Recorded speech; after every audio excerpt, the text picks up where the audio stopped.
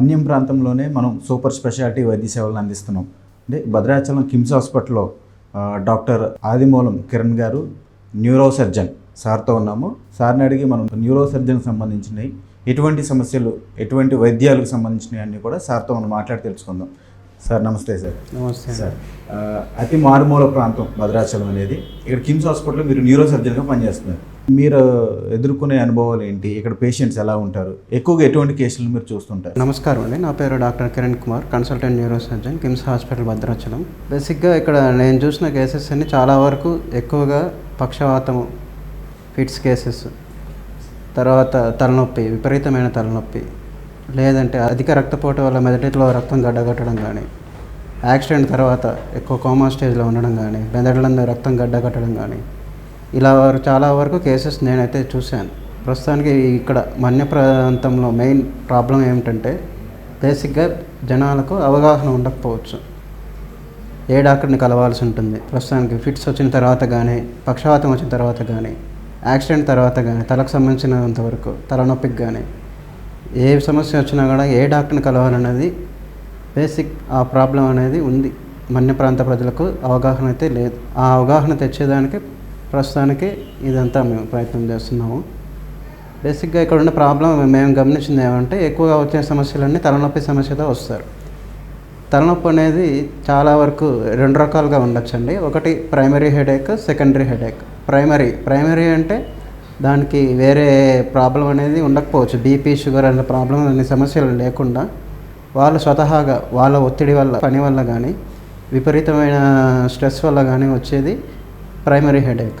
అలా కాకుండా కొంతమందికి బీపీ కానీ, షుగర్ కానీ నిర్లక్ష్యం చేయడం వల్ల మెదడునందు రక్తపోటు అధికమై రక్తం గడ్డగట్టడం వల్ల, ప్లస్ నరాలు లీక్ అవ్వడం వల్ల వచ్చే తలనొప్పి అనేది సెకండరీ హెడేక్. వీటిలో వేటి గురించి భయపడకుండా ఉండాల్సి ఉంటుంది. వేటి గురించి భయపడాలి, వెంటనే డాక్టర్ని కలవాలనేది ప్రస్తుతానికి నేను అందరికీ తెలియజేస్తున్నానండి. ఇది ప్రైమరీ హెడేక్. ప్రైమరీ హెడేక్లో ఎక్కువగా వచ్చేది టెన్షన్ హెడేక్. టెన్షన్ హెడేక్ అంటే సామాన్యంగా జనాలందరూ వాళ్ళ స్థితిగతుల కోసం కష్టపడడం వల్ల, సాయంత్రంకి ఒత్తిడి ఎక్కువ అవడం వల్ల, నరాలు ఎక్కువ లాగడం వల్ల వచ్చే హెడేక్ టెన్షన్ హెడేక్. దానికి సంబంధించిన వరకు ఆ టెన్షన్ హెడేక్ అనేది ఒకటి నడినెత్తిన కానీ, లేదంటే ముందు కానీ, వెనుక భాగంలో కానీ ఎక్కువగా వస్తూ ఉంటుంది. వాళ్ళు ఆ సమస్యని అంతగా పట్టించుకోకుండా డైలీ దినదినంగా వాళ్ళు ఆ వర్క్ అనేది అలాగే కంటిన్యూ చేస్తూ ఉంటారు. దానివల్ల ఏమవుతుందంటే ఆ హెడేక్, తలనొప్పి అనేది అతనికి ఒక భారంగా మారిపోతుంది. ఆ భారం వల్ల అతని పని అతను చేసుకోలేడు. ఉద్యోగ రీత్యా కానీ, ప్లస్ చుట్టుపక్కల మనుషులతో మాట్లాడడం కానీ, కలయిక కానీ, అవన్నీ చాలా వరకు ఎఫెక్ట్ అవుతాయి. ఎఫెక్ట్ అవ్వడం వల్ల ఏమవుతుందంటే ఆయనకు సంబంధించిన వరకు ఇంకా విపరీతమైన నెక్స్ట్ స్టేజ్ అంటే నరాలు ఎక్కువ లాగడం కానీ, చేతుల కాళ్ళు పూర్తిగా చచ్చబడిపోవడం కానీ అవన్నీ వచ్చే అవకాశాలు ఉన్నాయి. కాబట్టి అవన్నీ నిర్లక్ష్యం చేయకుండా వీలైనంత త్వరగా డాక్టర్ని కలవడం మంచిది. ఆ తర్వాత వచ్చేది మైగ్రేన్ తలనొప్పి. మైగ్రేన్ తలనొప్పి అనేది చాలా వరకు చెప్పడం ఏమంటే ఇది సిటీ స్కానింగ్లో కానీ, ఎంఆర్ఐలో కానీ అంత పెద్దగా సూచించకపోవచ్చు.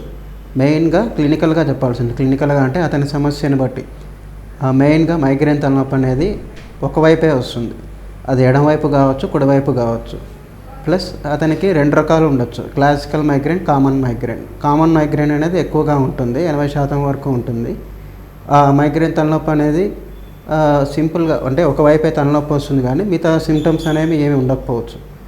అది దానికి సంబంధించిన వరకు మనం ఇంకా ట్రీట్మెంట్ అవన్నీ తీసుకోవాల్సి ఉంటుంది. అది పెద్దగా భయపడాల్సిన పని ఉండదు. ఇంకోటి క్లాసికల్ మైగ్రేన్. క్లాసికల్ మైగ్రేన్ అంటే మైగ్రేన్ తలనొప్పితో పాటు అతనికి ముందుగానే సూచనలాగా కళ్ళు మసకబారడం కానీ, ప్లస్ మెడకు సంబంధించిన వరకు నరాలు లాగడం కానీ, అప్పుడప్పుడు కళ్ళు తిరిగి పడిపోవడం కానీ, ఇవన్నీ సమస్యలన్నీ క్లాసికల్ మైగ్రేన్ దాంట్లో ఉంటుంది. ఇది 20% వరకు ఉంటుంది. ఈ సమస్యను నిర్లక్ష్యం చేయకుండా వీలైనంత త్వరగా డాక్టర్ను కలవాల్సి ఉంటుంది. కలిసి ట్రీట్మెంట్ చేసుకుంటే కొంతవరకు మెరుగవుతుంది. లేనిచో వాళ్ళకి ఫ్యూచర్లో పక్షవాతం వచ్చే అవకాశాలు ఉంటాయి, ఒక 2 నుండి 3% వరకు. ఇంకొకటి క్లస్టర్ హెడేక్ అంటారు. క్లస్టర్ హెడేక్ అంటే అది క్లస్టర్స్గా వస్తుంది. క్లస్టర్స్గా వస్తుందంటే ప్రస్తుతానికి వచ్చిన హెడేక్, ఇప్పుడు వచ్చిన హెడేక్ ఒక 10 నిమిషాల తర్వాత మళ్ళీ రావడం, కంటి చుట్టూ నొప్పి రావడం కానీ, కంటిలో నీరు గారడం కానీ, ప్లస్ ముక్కునంత జలుబులాగా నీరు గారడం కానీ, ఇవన్నీ క్లస్టర్ హెడేక్ సంబంధించిన వరకు సమస్యలు. ఇవన్నీ నిర్లక్ష్యం చేయకుండా వెంటనే డాక్టర్ కలిసి తగిన పద్ధతిలో పరీక్షలన్నీ నిర్ధారణ చేసుకున్న తర్వాత చికిత్స చేసుకోవడం మంచిది. ఓకే సార్, ఇది ఎక్కువగా మనం వెర్టిగో అని వింటుంటాం సార్. అసలు వెర్టిగో అంటే ఏంటి సార్? అసలు దానికి ట్రీట్మెంట్ ఏంటి అసలు? వెర్టిగో అనడానికి చాలామంది నా దగ్గరకు వచ్చిన వాళ్ళు కళ్ళు తిరగడం అని వస్తారండి. కళ్ళు తిరగడం అంటే వాళ్ళు చెప్పడం ఏమంటే నడుస్తూ ఉన్నప్పుడు తోసినట్లు ఉండడం కానీ, ఏమైనా తిన్నా కూడా వెంటనే కూర్చొని లేచినప్పుడు కూడా కళ్ళు తిరిగినట్టు ఉంటాయని చెప్తారు. ప్లస్ కొంతమంది పడుకుంటారు కదా, పడుకున్నప్పుడు ఒకవైపు నుండి ఇంకో వైపు తిరిగినప్పుడు కూడా మొత్తం ఇల్లంతా ఊగినట్టు కానీ మంచం అంతా తిప్పినట్టు కానీ ఉంటుందని చెప్తారు.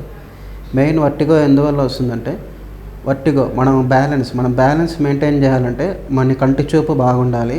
మనకు చెవుకు సంబంధించిన వరకు వెస్టిబులర్ ఆపరేటర్స్ అంటే చెవులో కర్ణబేరికి సంబంధించిన వరకు ఆ కణాలు కొంచెం డ్యామేజ్ కాకుండా చూసుకోవాలి. ప్లస్ మెదడుకు సంబంధించి ఈ 3 బ్యాలెన్స్డ్గా ఉంటేనే అతనికి ఈ ప్రాబ్లం రాకుండా ఉంటుంది. వీటిల్లో ఏ ప్రాబ్లం వచ్చినా, ఒకటి కంటి చూపు తేడా వచ్చినా, లేదంటే చెవుకు సంబంధించి ఏమైనా చెవులో వినికిడి లోపం కానీ, ఎక్కువ దణువు రావడం కానీ, లేదంటే చిన్న మెదడు సమస్య ఏ సమస్య ఉన్నా కూడా ఈ 3 సమస్యలు ఉన్న వాళ్ళకి ఎక్కువగా వర్టిగో రావచ్చు.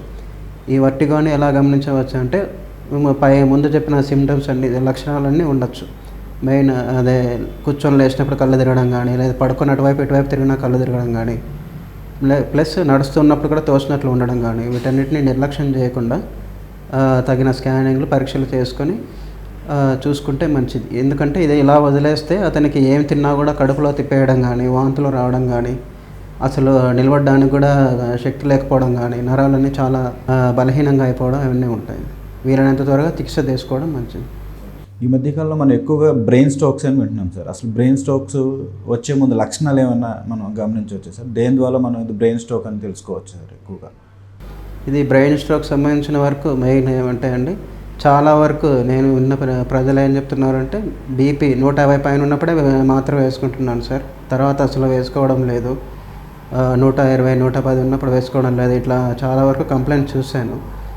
బీపీ కానీ షుగర్ కానీ ఒక్కసారి వచ్చిందంటే ట్యాబ్లెట్స్ అనేవి రెగ్యులర్గా తీసుకోవాల్సి ఉంటుంది. ఒక్కరోజు ఒక డోస్ మిస్ అయినా కూడా ఆ బీపీ వల్ల ఏమవుతుందంటే అధిక రక్తపోటు అనేది ఒక గుండె పైన ఒత్తిడి పడుతుంది, ప్లస్ మెదడు పైన ఒత్తిడి పడుతుంది. ఎప్పుడైతే అది మెదడు పైన ఒత్తిడి పడుతుందో ఆ బీపీ అధిక రక్తపోటుకి లోపల ఉండే కణాలన్నీ దెబ్బతినేసి మెదడునందు రక్త గడ్డగట్టడం కానీ, లేదంటే రక్తం లీక్ అవ్వడం కానీ ఇవన్నీ జరుగుతుంది. ఇవన్నీ జరగడం ఉన్నప్పుడు ఏమవుతుందంటే సడన్గా అతను అపస్మారక స్థితిలోకి వెళ్తారు. చాలా వరకు జనాలు చెప్పడం ఏమంటే ఇంతవరకు బాగానే ఉన్నాడు, బాగానే మాట్లాడుతున్నాడు సార్, సడన్గా కళ్ళు తిరిగి పడిపోయాడు, ఇవన్నీ లక్షణాలన్నీ ఉంటాయి. ఈ లక్షణాలన్నీ మనం ముందుగానే గ్రహించాల్సి ఉంటుంది. పైగా బీపీ కానీ ఏమైనా షుగర్ కానీ అన్నీ కంట్రోల్లో చూసుకోవాలి. 2 నెలలకు ఒకసారి పరీక్ష చేసుకోవాల్సి ఉంటుంది. మద్యం సేవించడం కానీ, స్మోకింగ్ కానీ అన్నీ అవాయిడ్ చేయాల్సి ఉంటుంది. వీటిలో ఏ ప్రాబ్లం ఉన్నా కూడా సడన్గా అతనికి మెదడునందు రక్తం గడ్డగట్టడం కానీ, ప్లస్ రక్తం లీక్ అవ్వడం ఇవన్నీ ఉంటాయి. వీళ్ళకు ఫస్ట్ సమస్య ఎలా మొదలవుతుందంటే, ఫస్ట్ ఫేస్ నందు ఏమవుతుందంటే ముఖ కవళికలు అనేవి కొంచెం తేడా పడుతుంది. మూతి వంకర పోవడం కానీ, ప్లస్ చూపు మందగించడం కానీ ఇవన్నీ ఉంటుంది. ప్లస్ అతనికి సడన్గా చేయి కాలు కుడివైపు కానీ ఎడమవైపు కానీ చేయి కానీ కాలు కానీ సడన్గా బలహీనం అయిపోతుంది. ఎప్పుడైతే బలహీనం అయిపోతుందో అతని పని చేసుకోలేడు. ప్లస్ స్పర్శ తగ్గిపోతుంది, చేతులందు బలం కూడా తగ్గిపోతుంది. ఇవన్నీ చూసుకోవాల్సి ఉంటుంది. ప్లస్ అతని మాట ఏదైతే ముందుగా అనర్గళంగా మాట్లాడగలడో అతనికి ఏమవుతుందంటే సడన్గా స్లరింగ్ ఆఫ్ స్పీచ్ అంటే మాట్లాడేటప్పుడు తడబడడం కానీ, లేదంటే పూర్తిగా మాట్లాడడం కోల్పోవడం కానీ ఇవన్నీ జరగవచ్చు. ఇవన్నీ ఒకటి తాత్కాలికంగా ఉండొచ్చు, అంటే 1 గంట వరకు 2 గంటల వరకు ఉండి తర్వాత నార్మల్ అంటే ఇంతకుముందు యథాస్థితిలో ఉన్నట్టు ఉండొచ్చు. అవన్నీ నిర్లక్ష్యం చేయకుండా తగిన స్కానింగ్ అవన్నీ చూసుకొని రక్తం పలచబడే మందులు అవన్నీ వాడుకుంటే ఫ్యూచర్లో ఒక 2-3 నెలల్లో పక్షవాతం అన్ని నివారించవచ్చు. ఇప్పుడు మనం బ్రెయిన్ ట్యూమర్స్ అని వింటాం సార్. అసలు బ్రెయిన్ ట్యూమర్స్ ఎందుకు వస్తాయి సార్? అసలు ఏంటది? దానివల్ల వచ్చే ఇబ్బందులు ఎక్కువగా ఏముంటాయి సార్? బేసిక్గా బ్రెయిన్ ట్యూమర్స్ అంటే 2 రకాలు ఉంటుందండి. ఒకటి బినైన్, ఒకటి మ్యాలిగ్నెంట్. బినైన్ అంటే వాటి గురించి చెప్పాలంటే మెదడులోని కణాలన్నీ వాటి వరకు లోకలైజ్డ్ అంటే ఎంతవరకు కావాలో అంతవరకు ఉంటుంది. అంటే ఒకటి ముందు భాగం కానీ, ఎడమవైపు కానీ, చిన్న మెదడునందు కానీ ఒక సరౌండింగ్ ఒక పర్టికులర్ లిమిట్లో ఆ కణాలన్నీ ఉండొచ్చు. ఇంకొకటి మ్యాలిగ్నెంట్ అంటే ఆ సరౌండింగ్ లిమిట్లో కణాలు కాకుండా అవంతా పూర్తిగా రక్తంలో కలిసిపోయి శరీరం అంతా వ్యాపించవచ్చు. వీటికి మెయిన్ కారణాలు చెప్పగలం అంటే ఒకటి జన్యుపరంగా రావచ్చు, ప్లస్ రేడియేషన్ అనేది ఈ మధ్య కాలంలో చాలా వరకు సెల్ ఫోన్ రేడియేషన్ కావచ్చు, ఇంకా వేరే విధంగా రేడియేషన్ కావచ్చు, చాలా వరకు ఉంటుంది.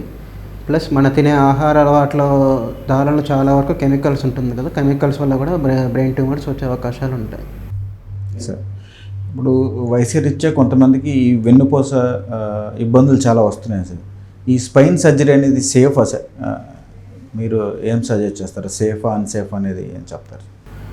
ఇది గుడ్ క్వశ్చన్ అండి. చాలామంది నా దగ్గరకు వచ్చిన వాళ్ళు అడుగుతూ ఉంటారు, సార్ మాకు వెన్నపూస అరిగిందని చెప్పారు, బయట స్కానింగ్లో చేశారు, ఆపరేషన్ చేసినా కూడా సక్సెస్ అవకాశాలు తక్కువ ఉంది అవన్నీ చెప్పారు.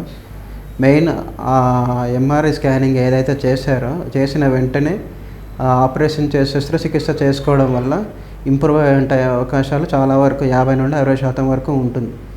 మిగతా వాళ్ళు ఏం చేస్తారంటే చిన్న చిన్నవి ఇన్ఫెక్షన్ కానీ, ప్లస్ ఏమైనా కాళ్ళు కొంచెం తిమ్మిరి పట్టడం కానీ, అవన్నీ చిన్న చిన్న సమస్యలన్నీ వాళ్ళు భూతద్దంలో చూసి ఆపరేషన్ అవాయిడ్ చేస్తూ ఉంటారు. ఎవరికైతే ఆపరేషన్ చేస్తారో ఆపరేషన్ అనే సక్సెస్ రేట్ అనేది చాలా వరకు ఉంది. మీకు వెన్నపూస సమస్య అనేది వెంటనే చికిత్స ద్వారా చేసుకొని తొందరపడి చేసుకునేది బెటర్ అండి. ఆలస్యం చేసే కొద్దీ ఒక్కసారి కానీ అతనికి 2 కాళ్ళు 2 చేతులు పడిపోయినను, లేదంటే యూరిన్ ప్రాబ్లం కానీ, మోషన్కి వెళ్ళే ప్రాబ్లం కానీ, లేదంటే స్పర్శ తగ్గిపోవడం, ఇవన్నీ ఒక్కసారి కానీ వచ్చినట్లయితే మనం ఆపరేషన్ చేసినా కూడా సక్సెస్ రేట్ చాలా తక్కువ. కాబట్టి వీలైనంత వరకు ఎప్పుడు మెడ దగ్గర సమస్య కానీ, నడుం దగ్గర వెన్నపూస సమస్య కానీ వచ్చిన వెంటనే తగిన స్కానింగ్లు అవన్నీ చేసుకొని డాక్టర్ గారు ఎలా సూచిస్తే అలా శస్త్రచికిత్స చేసుకునేది మంచిది. ఫ్యూచర్ కాంప్లికేషన్స్ అన్ని అవాయిడ్ చేసుకోవచ్చు. సార్ ఈ సయాటికా నొప్పి అంటే ఏంటి సార్? అసలు దేనివల్ల వస్తుంది సార్ ఎక్కువగా? సయాటికా సమస్య అనేది ఇప్పుడు వెన్నపూస సమస్యలో ఒక రకం అండి. సయాటికా అనేది నడుము సంబంధించిన వరకు మనకు వెన్నపూసలో 5-6 ఎముకలు ఉంటాయండి. ఆ ఎముకలకు మధ్యలో ఆ ఎముకకి గ్యాప్లో నరాలు అనేవి ఫ్రీగా వెళ్తూ ఉంటాయి.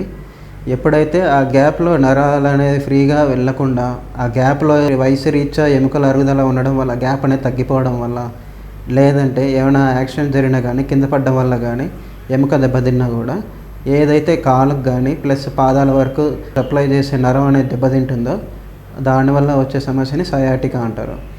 ఈ సయాటికా అనేది ఎక్కువగా అధిక బరువు ఉండగా వాళ్ళలో ఎక్కువ వస్తుందండి. ప్లస్ హెవీ వర్క్ అంటే ఎక్కువ బరువులు ఎత్తడం కానీ, ప్లస్ ఎక్కువసేపు నిలబడడం కానీ, హార్డ్ వర్కింగ్ కానీ, ఇవన్నీ చేసే వాళ్ళకి ఏమవుతుందంటే ఆ ఎముక అరుగుదల అనేది ఎర్లీగా వస్తుంది. ఎప్పుడైతే ఎముక అరుగుదల అనేది వస్తుందో ఆ ఎముకకి మధ్యలో గ్యాప్ అనేది తగ్గిపోవడం వల్ల కాలుకు సంబంధించిన నరాలన్నీ నొక్కినప్పుడు ఏమవుతుందంటే డిస్క్ ప్రాబ్లం, అంటే డిస్క్ గుజ్జు అరుగుదల వల్ల ఏమవుతుందంటే ఆ నరం అనేది బాగా క్షీణించుంది. ఇంత ముందు ఉన్నంతగా లేకుండా ఫస్ట్ అయితే మొదలుగా వచ్చేది తొడ భాగం వరకు నొప్పి ఉంటుంది, కొంతమందికి మోకాలు భాగం వరకు నొప్పి ఉంటుంది, కొంతమంది అరికాల భాగం వరకు నొప్పి ఉంటుంది. అంటే నరం అనేది ఎంతవరకు డ్యామేజ్ అవుతుంది అనేది ఆ సివియరిటీ ప్రకారం ఉంటుంది.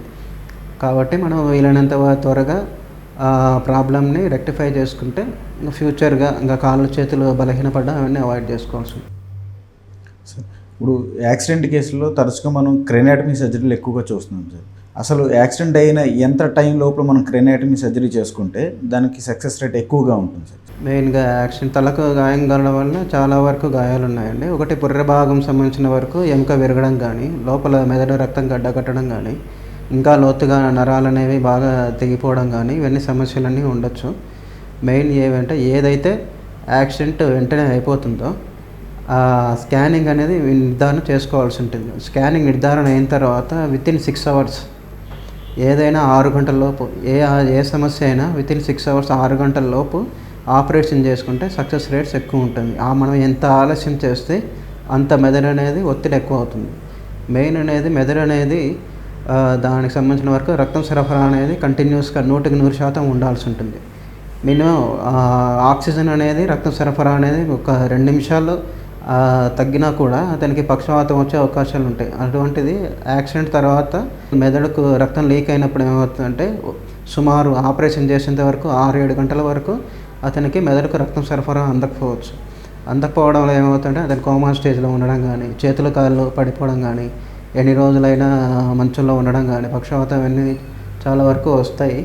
ఇవన్నీ అవాయిడ్ చేయాలంటే వీలైనంత త్వరగా తక్షణమే దగ్గర ఉన్న స్కానింగ్ చేసుకొని 6 గంటల లోపు ఆపరేషన్ చేసుకుంటే సక్సెస్ రేట్ చాలా వరకు ఉంటుంది.